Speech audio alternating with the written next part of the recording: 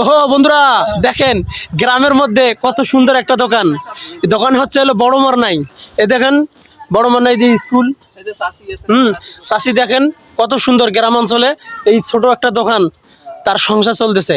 আবার আমার বন্ধু আছে, শাহিন ভাই আছে, শাহিন ভাই সহ আসছি। তো ভাবলাম যে গ্রাম অঞ্চলে যেহেতু একটা দোকান, তা দোকানটার কিছু খেয়ে যাই, কারণ দোকানদার তো আমাদের রাস্তাঘাট যারা চলাফেরা করি তাদের জন্যই তো দোকানটা করছে। তাই মানে চা পানি কিছু খেয়ে যাই। তো চাষির ভিডিও করলাম না।